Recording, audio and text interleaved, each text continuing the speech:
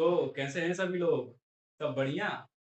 मैं हूँ आकाश जैन और हम पढ़ रहे थे क्लास 9th साइंस से केमिस्ट्री का chapter matter in our surroundings.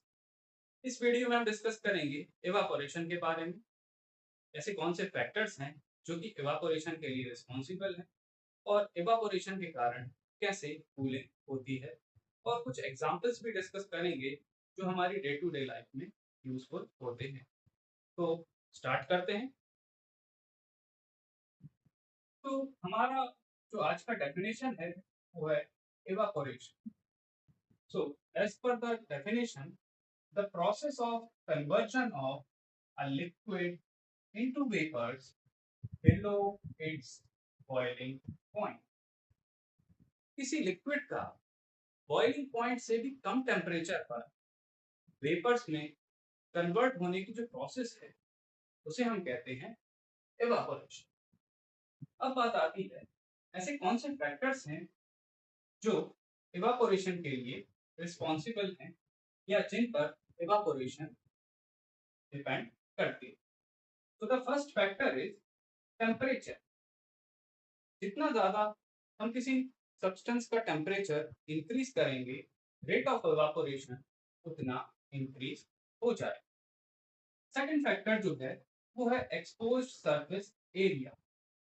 Means जो लिक्विड हम किसी कंटेनर में लिए हुए हैं उसका सरफेस एरिया बढ़ाने पर, मींस किसी लिक्विड को एक बीकर से किसी एक प्लेट में डालने पर उसका सरफेस एरिया इंक्रीज हो जाएगा, और सरफेस एरिया जो एक्सपोज्ड है आउटर एटमॉस्फेयर के लिए वो इंक्रीज होने पर जो रेट ऑफ इवापोरेशन है वो भी इंक्रीज हो जाएगा। थर्ड फैक्टर जो है वो है ह्यूमिडिटी इन एयर। अगर एयर में ह्यूमिडिटी की अमाउंट जो है वो ज़्यादा है तो रेट ऑफ इवापोरेशन डिक्रीज हो जाए। लास्ट फैक्टर जो है वो है विंड स्पीड। विंड स्पीड एक बहुत ही इंपॉर्टेंट रोल प्ले करता है in the process of evaporation. जितनी ज़्यादा विंड स्पीड होगी उतना ज़्यादा रेट ऑफ इवापोरेशन होगा। अब हम डिस्कस करते हैं कि इवापोरेशन किस तरीके से कूलिंग के लिए रिस्पॉन्सिबल। तो जब कोई लिक्विड किसी गर्म सरफेस के साथ कांटेक्ट में रहता है तब वो लिक्विड उस सरफेस से लेटेंट हीट ऑफ वेपराइजेशन को गेन करके इवापोरेट होता है। कहने का मतलब ये है कि सरफेस से वेपर्स के साथ सरफेस की हीट भी चली जाती है और सरफेस कूल हो जाती है। अब इस क्वेश्चन का आंसर हम किस तरीके से लिखेंगे, देख। तो हाउ इवापोरेशन कॉजेस, तो the cooling caused by evaporation is based on the fact that when a liquid evaporates from a surface, it takes the latent heat of vaporization from the surface it touches. So, by losing heat, the surface gets cooled. अब हम discuss करते हैं कुछ examples के बारे में जिनमें evaporation के कारण कूलिंग होती है। फर्स्ट एग्जांपल है कि during hot summer days water is kept in an earthen pot, जिसको हम मटका भी कहते हैं, to keep water inside cool.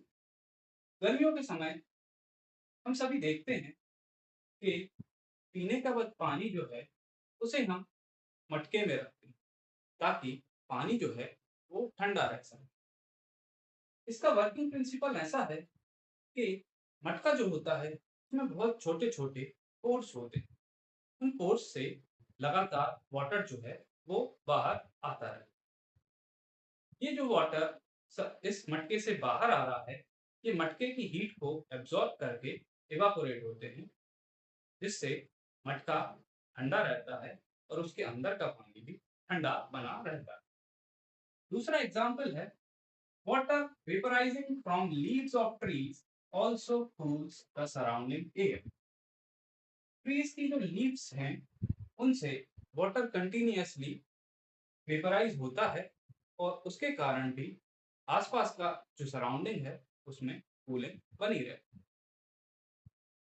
Third example है रेस्पिरेशन, या जिसे हम स्वेटिंग भी कहते हैं, is our body's method to maintain a constant temperature. Sweating हमारी बॉडी का एक ऐसा मैकेनिज्म है जिससे हमारा बॉडी टेम्परेचर मेंटेन बना रहता है। फोर्थ एग्जांपल की बात करते हैं तो we should wear cotton clothes in hot summer days to keep ourself cool and comfortable. हमें ये बोला जाता है कि गर्मियों के समय हमें कॉटन क्लोथ्स पहनना चाहिए ताकि हम कूल और कंफर्टेबल महसूस कर सकें। लास्ट एग्जांपल की बात करते हैं a desert cooler cools better on a hot and dry day. Desert cooler तो आप सभी जानते ही होंगे। डेजर्ट कूलर जो है उसकी कूलिंग हॉट और ड्राई डे में बेटर होती है as compared to humid day.